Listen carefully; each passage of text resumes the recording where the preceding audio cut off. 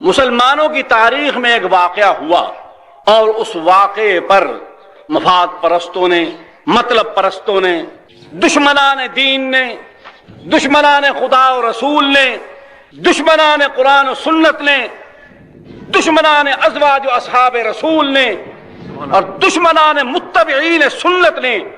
دشمنان شریعت محمدی نے، دشمنان انسانیت نے اس پر اتنا غبار ڈالا پراپگنڈے کا، عقیدت کے راستے سے، محبت کے راستے سے، خاندان نبوت کے حوالے سے، ان تمام رشتوں اور عقیدتوں کے حوالے سے جو مسلمان کے دل کے اندر رسول اللہ کی نسبت کی وجہ سے ان لوگوں کے بارے میں ہیں، اتنا غبار ڈال دیا ہے کہ اب جب اس کو ہٹانے کے لیے محنت کی جاتی ہے، کوشش کی جاتی ہے،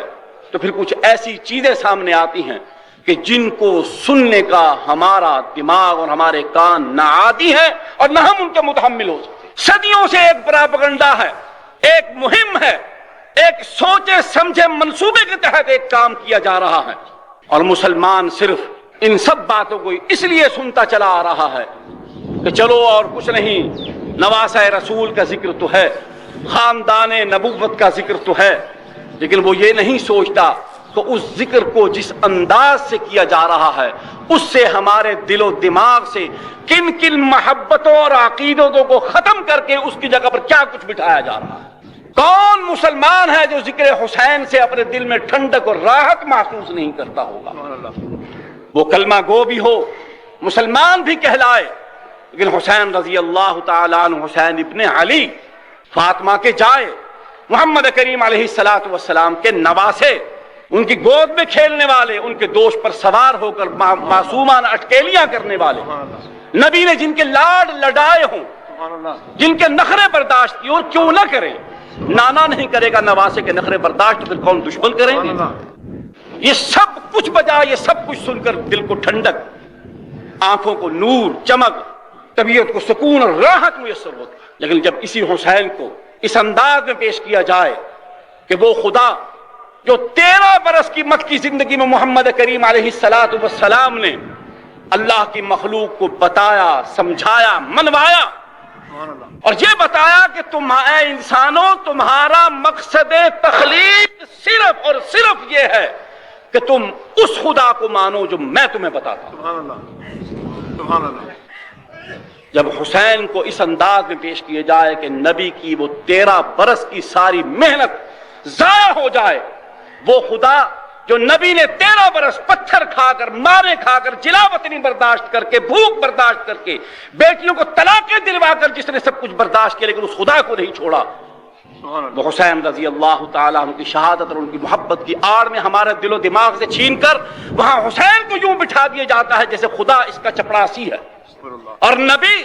اس کے گھر کا غلام ہے، خادم ہے، چاکر ہے، نبی اس کے باعث نبی ہے۔ ایسے حسین کو نہ ہم نے مانا ہے، نہ ماننے کے لیے تیار ہے۔ بالکل۔ میدان جنگ یہ نہیں ہے کہ حسین کو نہیں مانتے، مانتے ہیں۔ کس حیثیت میں مانتے ہو؟ یہاں پر لڑائی ہے۔ حسین ابن علی کو مانتے ہیں، گوشت پوشت کے انسان کو مانتے ہیں، اللہ کے محتاج حسین کو مانتے ہیں، مظلوم حسین کو مانتے ہیں، شہید غیرت کو مانتے ہیں۔ کون بدبخت ہے جو اس کا انکار کرے اور پھر مسلمان بھی کہلوائے؟ کوئی مائی کا لال، کوئی آنکھ رکھنے والا، کوئی سلیم الفطرت، کوئی عقل سلیم رکھنے والا انسان تاریخ سے اس بات کو نکال نہیں سکتا کہ حسین پر ظلم کیا گیا، حسین کو جنگ لڑنے پر مجبور کیا گیا۔ لیکن اس جنگ کو، اس نزاع کو، اس واقعے کو اگر کفر اور اسلام اور حق و باطل کی جنگ بنایا جائے گا تو بنا لو،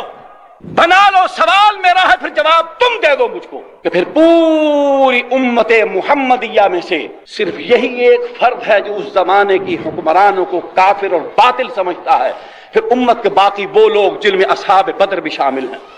جن میں عشرہ مبشرہ میں سے بھی کچھ ایک آدھ کو زندہ موجود ہے، جن میں اصحاب احد بھی موجود ہیں، وہ لوگ بھی موجود ہیں جنہوں نے بھوک، ننگ اور افلاس کے عالم کے اندر فاقہ کشی کو برداشت کیا ہے، اپنے جسم کے چیتھڑے دھڑوائے ہیں، لیکن نبی کے ساتھ کیے ہوئے عہد کو انہوں نے نہیں چھوڑا، نہیں توڑا، نہیں منہ موڑا۔ وفا کا ہاتھ نہیں کھینچا، نبی کے دامن کو نہیں چھوڑا، پھر کون سی قاہرانہ حکومت آ گئی تھی کہ وہ صحابہ یہاں آ کر کمزور ہو گئے، دب گئے، مغلوب ہو گئے؟ ان کے ایمانوں کا فیصلہ تم کر دو، ہم اس کو حق و باطل ماننے کے لیے تیار ہیں۔ اس عبداللہ ابن عباس کو کہاں لے کر جاؤ گے؟ اس عبداللہ ابن عمر کو کہاں لے کر جاؤ گے؟ عبداللہ ابن زبیر کو کہاں لے کر جاؤ گے؟ عبداللہ ابن جعفر کو کہاں لے کر جاؤ گے؟ ان عباد اللہ کو کس کھاتے میں ڈالو گے جو اس جنگ میں حسین کے ساتھ شریک نہیں ہے؟ نہیں ہے تو کیوں نہیں ہے؟ تم کیوں نہیں سوچتے؟ کیوں تمہاری عقل پر تالے پڑ گئے ہیں؟ تمہارے دل پر شیطان نے غلبہ پا لیا ہے۔ تم کو برادریوں کی محبت، تم کو اپنی مادی منفعت، اپنے تعلقات کی کشش صحابہ کو مطعون کرنے پر تو مجبور کرتی ہے، حقیقت کی طرف تم راغب نہیں ہو۔ تم اس جنگ کو حق اور باطل اور کفر اور اسلام کی جنگ بنانے سے پہلے سوچتے کیوں نہیں ہو کہ تم اپنے ہاتھ میں فتوے کا جو پھاوڑا لے کر چلا رہے ہو یہ کس کے سر پر پڑ رہا ہے؟ اس کی زد میں کون کون آ رہے ہیں؟ مسئلہ یزید کی ذات کا نہیں ہے، وہ فیصلہ تو بعد میں ہوگا، وہ فیصلہ بعد میں ہوگا۔ پہلے یہ بتاؤ، اس کو اگر تم کفر اور اسلام کی جنگ متعین کرتے ہو تو ان کو کہاں پھینکو گے جو سیدنا حسین رضی اللہ تعالیٰ عنہ کو مدینہ سے روانہ ہونے سے پہلے کہتے ہیں بھائی مت تشریف لے جائیے، وہاں حالات ٹھیک نہیں ہیں؟ وہی لوگ ہیں آپ کو بلانے والے جنہوں نے آپ کے ابا کو بلوایا، پھر جب تک وہ زندہ رہے وہ مدینہ واپس نہ آ سکے۔ وہی ہیں جنہوں نے تمہارے بھائی کے ساتھ اپنے میان میں سے تلواریں نکال کر یہ کہا تھا کہ جب تک ہم زندہ ہیں تمہاری طرف کوئی آنکھ اٹھا کر نہیں دیکھ سکتا۔ پھر اسی امام حسن کے نیچے سے مسلح کھینچا گیا، چادر کھینچی گئی، ان کو زخمی کیا گیا، مارا گیا، پیٹا گیا، توہین کی گئی، ان کی داڑھی مبارک کی توہین کی گئی، وجود اقدس کی توہین کی گئی، اس وجود کی توہین کی گئی جن کے متعلق بلال کہتے ہیں کہ خدا کی قسم جب میں حسن کو چلتا ہوا دیکھتا ہوں تو مجھے محمد کریم علیہ السلام یاد آ جاتے ہیں۔ جب سیدنا حسن رضی اللہ تعالیٰ عنہ کا انتقال ہوا تو بلال مدینہ چھوڑ کر شام تشریف لے کے فرمانے لگے اب مدینے میں کاہے کے لیے رہوں، جس کو دیکھ کر مجھے محمد یاد آتے تھے آج وہ چہرہ بھی اس دنیا سے رخصت ہو گیا۔ اشبہ النبی محمد کریم علیہ السلام سے بہت زیادہ مشابہت رکھتی، ناک نقشے کے اعتبار سے، چال ڈھال کے اعتبار سے، حلم و تدبر کے اعتبار سے بیشتر مرتبہ آپ سن چکے ہیں علماء سے، اور یہ سیرت کی کتابوں میں لکھا ہے پر ہم تو وہ پڑھتے نہیں، ہم تو پڑھتے ہیں بی بی فاطمہ کا قصہ، لکڑہارے کی مرادیں، جھوٹ، سب شیطانی قصے، سب بکواس و خرافات و ہزلیات کا پلندہ،